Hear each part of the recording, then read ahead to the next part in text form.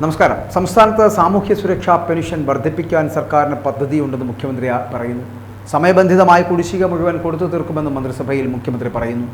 5 മാസത്തെ ക്ഷേമ പെൻഷനാണ് നിലവിൽ പെൻഷൻ ബാധ്യതയായി നൽകാനുള്ളത്. ഇതിൽ 2 ഗഡു ഈ സാമ്പത്തിക വർഷവും ബാക്കിയുള്ള 3 ഗഡു അടുത്ത സാമ്പത്തിക വർഷവും വിതരണം ചെയ്യുമെന്ന് മുഖ്യമന്ത്രി ഉറപ്പു നൽകുന്നു. കുടിശ്ശികയുള്ള ക്ഷേമ പെൻഷൻ ആദ്യം കൊടുത്ത് തീർക്കുമെന്ന വിമർശനം വരുമ്പോഴും ഇങ്ങനെയുള്ള വലിയ പ്രഖ്യാപനങ്ങൾ മുഖ്യമന്ത്രി നടത്തുന്നുണ്ട്. തെറ്റുതിരുത്തലിൻ്റെ ഭാഗമായിട്ട് സർക്കാരിനോട് മുൻഗണനാക്രമം നിശ്ചയിച്ച് മുന്നോട്ട് പോകാനായിരുന്നല്ലോ CPMൻ്റെ നിർദ്ദേശം. ഇതനുസരിച്ചുള്ള മുൻഗണനാക്രമമെന്നാണ് മുഖ്യമന്ത്രിയുടെ ചട്ടം 300 പ്രകാരമുള്ള പ്രത്യേക പ്രസ്താവനയിൽ ഉൾപ്പെടുത്തിയിരിക്കുന്നത്. അതായത് വിവിധ ആനുകൂല്യങ്ങൾ മുടക്കമില്ലാതെ നൽകുന്നതിന് വേണ്ടിയിട്ട് സർക്കാർ സ്വീകരിക്കാൻ പോകുന്ന നടപടികളെക്കുറിച്ചാണ് മുഖ്യമന്ത്രി കഴിഞ്ഞ ദിവസമൊക്കെ സഭയിൽ വാതോരാതെ ഇങ്ങനെ വിശദീകരണം നടത്തുന്നത്. കാരുണ്യ മരുന്ന് വിതരണ കുടിശ്ശിക ഈ സാമ്പത്തിക വർഷം തന്നെ കൊടുത്തു തീർക്കുമെന്ന് പറയുന്നു.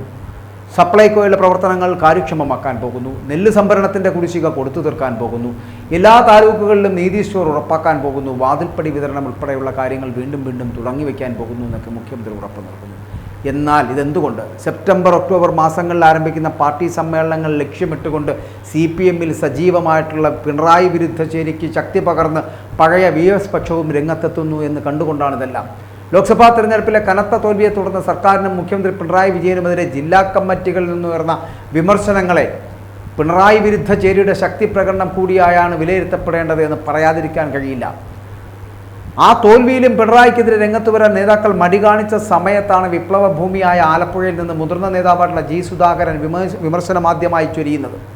സുധാകരന് പിന്നാലെ തോമസ് ഐസക്കും തുടർന്ന് MA ബേബിയും തെറ്റുകൾ ചൂണ്ടിക്കാട്ടിയതോടെ താഴെത്തട്ടിലും ഇതിൻ്റെ അലയൊലികൾ പ്രകടമായി തുടങ്ങി.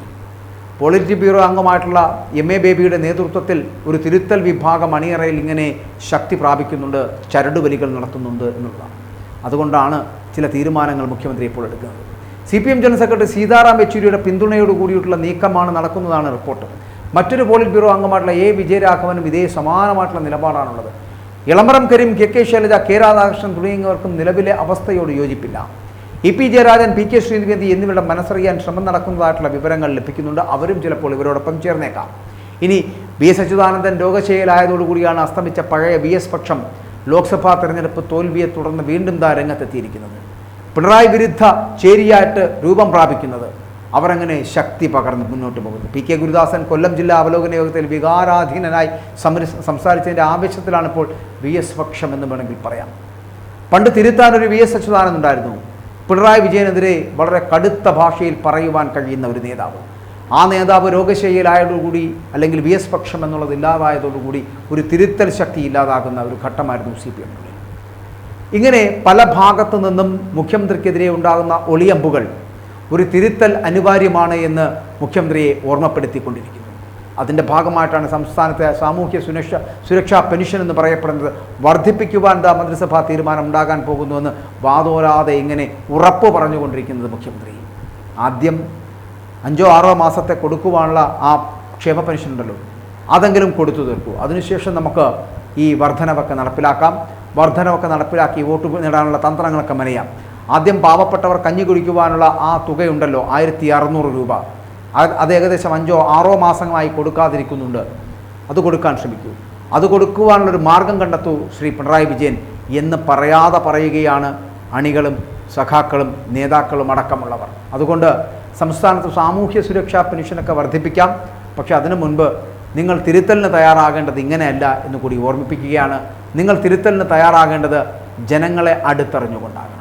സാമൂഹ്യ സുരക്ഷാ പെൻഷൻ എന്ന് പറയപ്പെടുന്ന 5-6 മാസത്തെ ബാധ്യതയായി ഇപ്പോഴും കിടക്കുകയാണ്. മുടക്കം വന്നിട്ട് ആ മുടക്കം തീർത്തു കൊടുക്കാതെ പെൻഷൻ വർദ്ധിപ്പിക്കാമെന്ന് മോഹന വാഗ്ദാനങ്ങളൊന്നും നൽകണ്ട. നിങ്ങൾ തിരുത്തപ്പെട്ടിട്ടില്ല, നിങ്ങൾ മാറിയിട്ടില്ല മിസ്റ്റർ പിണറായി വിജയൻ. ഇങ്ങനെ അനാവശ്യ വാഗ്ദാനങ്ങൾ ജനങ്ങൾക്ക് നൽകുന്നതിലല്ല, അവർക്ക് ആവശ്യ സമയത്ത് അവരോടൊപ്പം ചേർന്ന് നിൽക്കുന്നതിലാണ് നിങ്ങൾക്ക് വേണ്ടി അവർ കീജയ് വിളിക്കുക. അതാദ്യം മനസ്സിലാക്കുക. നിങ്ങളുടെ വിപ്ലവ പ്രസ്ഥാനവും വിപ്ലവ പാർട്ടിയുമൊക്കെ മണ്ണിനടിയിലേക്കായി പോകുന്നു എന്നുള്ളത് മറക്കാതെ നിങ്ങൾ സൂക്ഷിച്ചു വെക്കുക.